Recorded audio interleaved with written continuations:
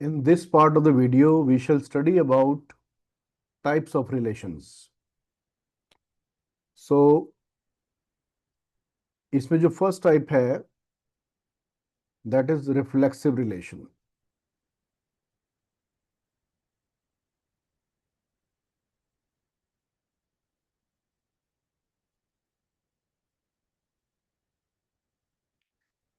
Types of relations को understand करने के लिए हम कुछ एग्जांपल्स के थ्रू इनको समझेंगे, राइट? सो मान लीजिए एक रिलेशन है इज डिवाइजर ऑफ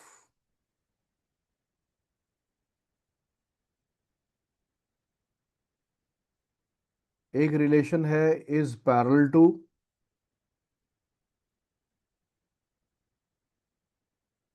एक और रिलेशन है is perpendicular to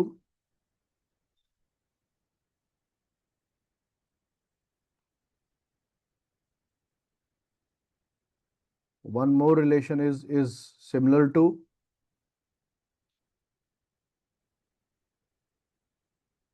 and is classmate of.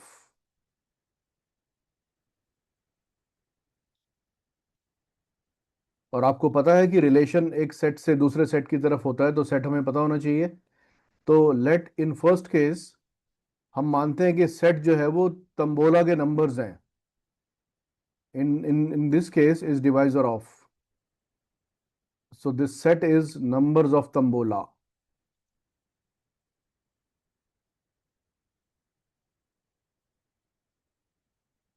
This is a set given to us. On this set, I have to prove or I have to verify whether the relation is divisor of is reflexive or not. अभी हम इसको समझेंगे, इसका क्या मतलब है। Is parallel to set of lines पे applicable है। इस perpendicular to के लिए हमें set of lines given है। इस similar to के लिए set of triangles given है। इस classmate of set of students given है।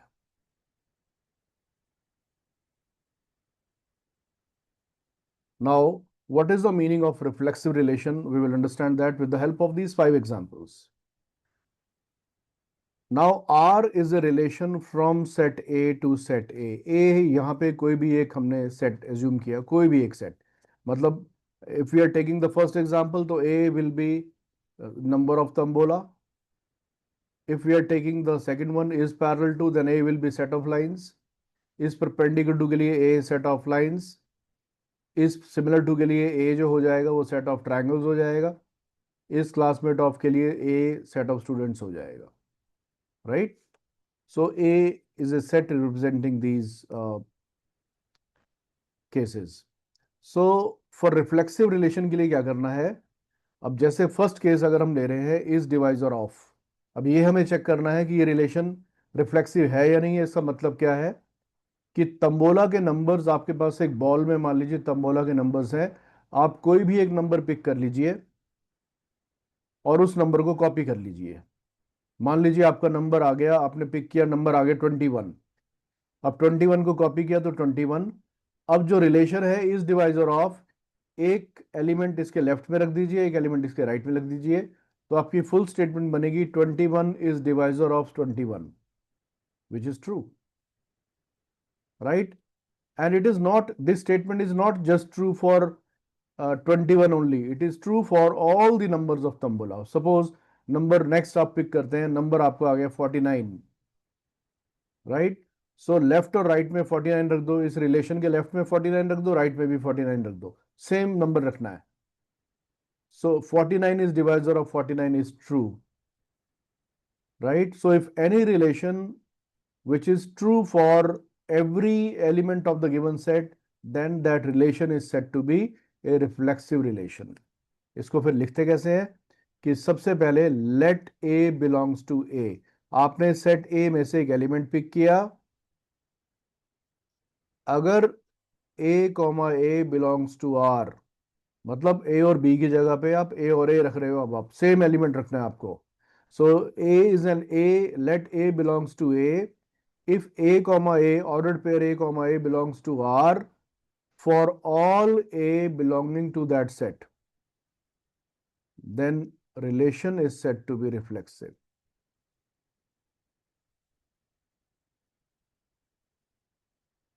मतलब आपने ऑर्डर पेयर में सेम एलिमेंट ए और बी की जगह पे आपने ए और ए रखना है, हमेशा एलिमेंट सेम होगा। जैसे अभी हमने जो एग्जांपल लिया, 21 is divisor of 21, it is a true statement, right? And it is true for all the numbers of Tambola. So this relation is reflexive for the numbers of Tambola. Now we come to is parallel to. Now we have set of lines. अब set of lines मान लीजिए a set of lines है, आप कोई भी line pick कर लीजिए set A में से। मान लीजिए आपने लाइन पिक कर ली L1। अब L1 को आपने कॉपी कर लिया और रिलेशन के लेफ्ट में और राइट में लगा दो, तो कंप्लीट सेंटेंस क्या बनेगा? L1 is parallel to L1 and this is true and it is true for all lines. अगर आप L2 पिक करेंगे तो L2 is parallel to L2, वो भी ठीक है। L3 is parallel to L3, वो भी ठीक है। Any line is parallel to itself because every line is parallel to itself, इसलिए ये रिलेशन जो है वो रिफ्लेक्सिव रिलेशन है, राइट?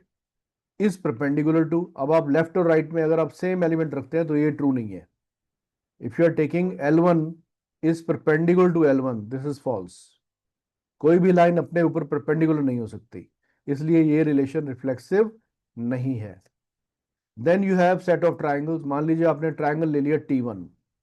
अब आप इज सिमिलर टू एक रिलेशन है, इसके लेफ्ट में T1 रखिए, राइट में T1 रखिए। सो T1 is similar to T1, ये ट्रू है because every triangle is similar to itself, इसलिए ये रिलेशन भी रिफ्लेक्सिव रिलेशन है। और लास्ट है is classmate of. So every person, every student is classmate of himself or herself. Therefore, this relation is also reflexive relation. तो reflexive relation में क्या है? Every element is connected to itself. ये compulsion होती है एक। Element is connected to itself. Every element of the set is connected to itself.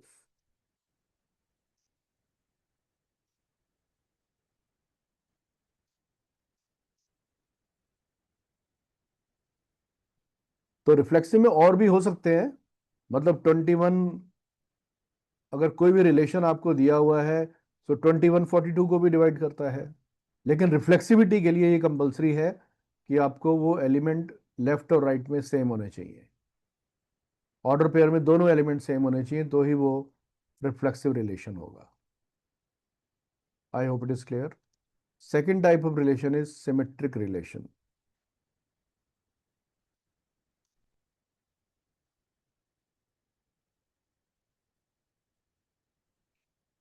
Reflexive relation के लिए हम सेट में से एक एलिमेंट पिक करते हैं। सिमेट्रिक रिलेशन के लिए हम दो एलिमेंट्स पिक करेंगे। We will pick up two elements from the given set and we will check whether that, अब देखिए सिमेट्री का मतलब क्या है, that let a comma b belongs to set A. We have picked up two elements from set A such that, वो इस तरह से पिक करने हैं आपने कि वो रिलेशन को सेटिस्फाई करता हो ऑर्डर्ड पेयर उनका। So A B belongs to R, right? अब जैसे एक एग्जांपल हम ले लेते हैं, इज डिवाइजर ऑफ, वही केसेस वही लेंगे हम वापस। इज डिवाइजर ऑफ, फिर से आपके पास तबोला के नंबर्स हैं, आपने दो नंबर्स उठाने हैं, लेकिन दो नंबर ऐसे होने चाहिए जो इस रिलेशन को सेटिस्फाई करते हो। मान लीजिए आपका पहला नंबर आ गया 7, तो दूसरा नंबर आपने ऐसा उठाना है जो इस रिलेशन को, इस डिवाइजर ऑफ रिलेशन को सेटिस्फाई करेगा। तो अगर मैं लिख रहा हूं 7, सपोज मैंने पिक कर लिया नेक्स्ट नंबर 21, तो 7 is divisor of 21। This is the complete statement, right? And it is a true statement. ये ट्रू होनी चाहिए हमेशा ही। आप 20 पिक नहीं कर सकते, 22 पिक नहीं कर सकते। You have to pick a number which is divisible by 7, क्योंकि ये स्टेटमेंट हमें पहले वाली हमेशा ट्रू चाहिए। You have to pick up two numbers in such a way that the ordered pair satisfies the relation. So here 7 is divisor of 21. This is true. Now what you have to do for proving a relation to be symmetric, आपको इन दोनों number को अब interchange कर देना है। 21 को left में ले आओ और 7 को आप राइट में ले जाइए। अब ये स्टेटमेंट क्या बन गई? 21 is divisor of 7। Is it true? No, this is not true. तो अगर सेकंड स्टेटमेंट ट्रू नहीं है, फर्स्ट ट्रू थी, सेकंड स्टेटमेंट ट्रू नहीं होती, तो वो रिलेशन सिमेट्रिक नहीं होता। राइट? तो इस डिवाइजर ऑफ जो रिलेशन है ये सिमेट्रिक नहीं है, we have proved it. Now second relation was is parallel to. Now suppose I pick up two lines, L1 is parallel to L2। Now I interchange their places, क्योंकि symmetry में आपने क्या करना है, इनके प्लेसेस इंटरचेंज करने होते हैं। तो L2 is parallel to L1, ये भी ट्रू है। इसलिए ये रिलेशन जो इज पैरेलल टू रिलेशन है ये सिमेट्रिक होगा। Next is third is perpendicular to. आपने फिर से दो लाइंस ले ली, L1 is perpendicular to L2। अगर आप इनका प्लेसेस इंटरचेंज कर दो, L2 परपेंडिकुलर टू L1, तो ये भी ट्रू है। राइट? इसलिए इज परपेंडिकुलर टू जो रिलेशन है ये सिमेट्रिक रिलेशन है। इज सिमिलर टू, हमारे पास एक फोर्थ काइंड का रिलेशन है, इज सिमिलर टू। ट्राइंगल्स पे है, आपने दो ट्राइंगल्स पिक कर ली, such that triangle 1 is similar to triangle 2। अगर आप इनके प्लेसेस स्वैप कर दो तो T2 is similar to T1, this is also true. इसलिए ये रिलेशन सिमेट्रिक होगा। इज क्लासमेट ऑफ, मान लीजिए एक स्टूडेंट आयुष है, इज क्लासमेट ऑफ देवांश, और अगर आप उनके प्लेसेस चेंज कर देते हो, Devansh is classmate of Ayush, तो वो भी ट्रू है। Means if x is classmate of y is also classmate of x, तो इस क्लासमेट ऑफ ये जो रिलेशन है ये भी सिमेट्रिक रिलेशन है। तो सिमेट्रिक रिलेशन की डेफिनेशन क्या हुई कि अगर order pair A B relation को बिलोंग करता है और अगर बी ए भी कर लेता है, बी ए भी सेटिस्फाई कर देता है रिलेशन को, तो रिलेशन सिमेट्रिक हो जाता है।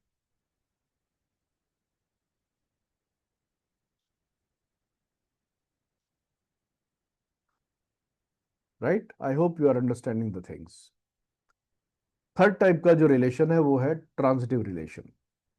हम इन्हीं 5 एग्जाम्पल से ये सारे एक बार एक्सप्लेन कर देंगे। ट्रांजिटिव रिलेशन समझना इजी है, लेकिन एग्जाम में आंसर लिखना थोड़ा सा मुश्किल होता है। बहुत बार मिस्टेक करते हैं बच्चे इसको करेक्ट लिखने में। So that is why it is important to write down the lines correctly. For proving a relation to be transitive, we pick up 3 elements from the set. Let A, B and C belong to A such that, आपने set A में से 3 element उठाने हैं, वो इस तरह से उठाने हैं कि पहले दो का ऑर्डर पेयर रिलेशन को सेटिस्फाई करे और अगले दो का भी, B and C, A B और बी सी का भी रिलेशन को सेटिस्फाई करे ऑर्डर पेयर। करेक्ट? अब वो again we are taking these 5 examples.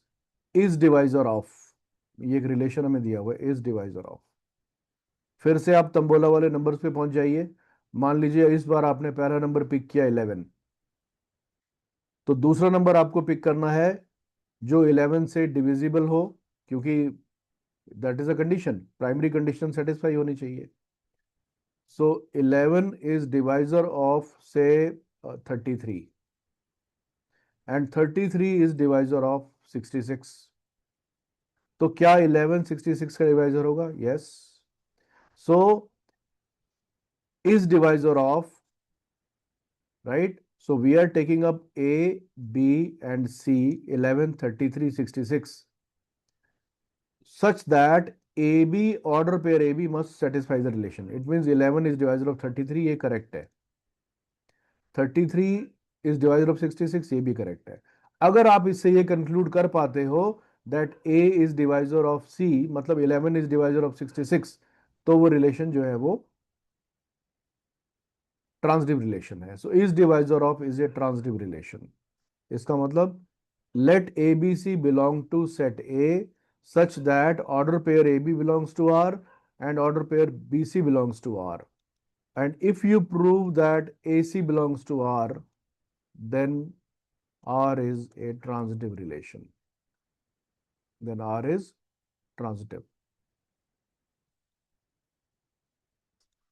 चलिए अब सेकंड एग्जांपल पे आते हैं। Is parallel to, second example था is parallel to.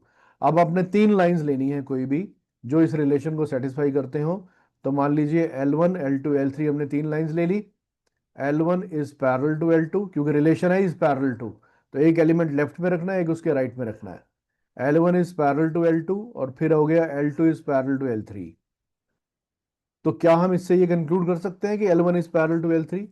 Yes, we can say that L1 is parallel to L3 because each one of them, L1 and L3, is parallel to L2. So lines parallel to the same line are parallel to each other.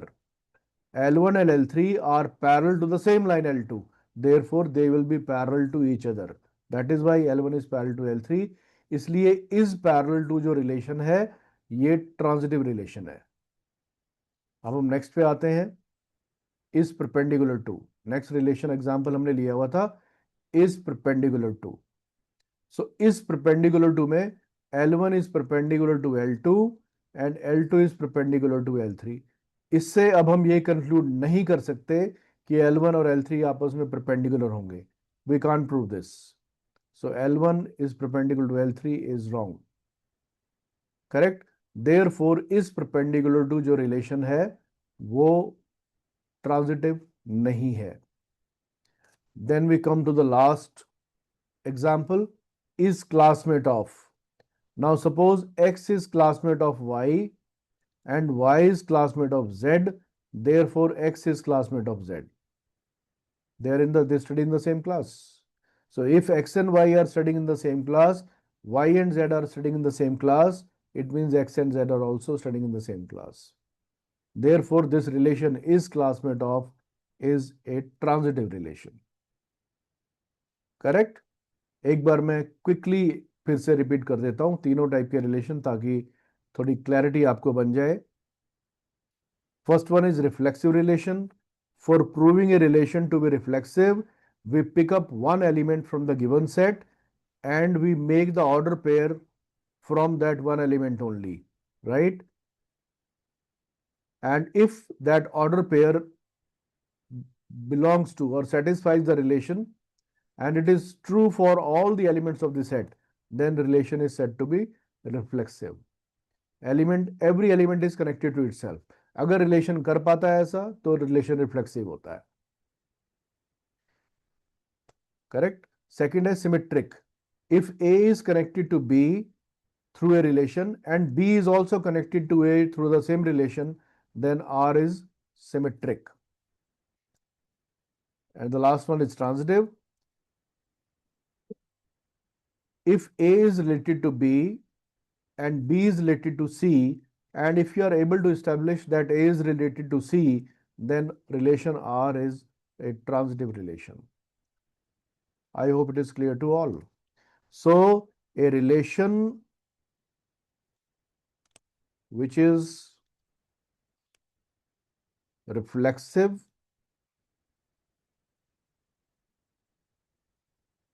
symmetric, as well as transitive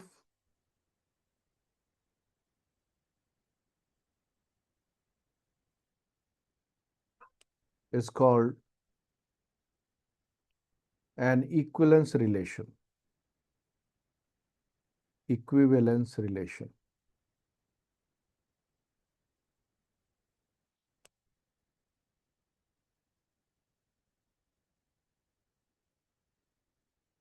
I hope it is clear to all. This is very important part. Generally, you get a 5 marker based on this, or sometimes a case-based question comes based on this.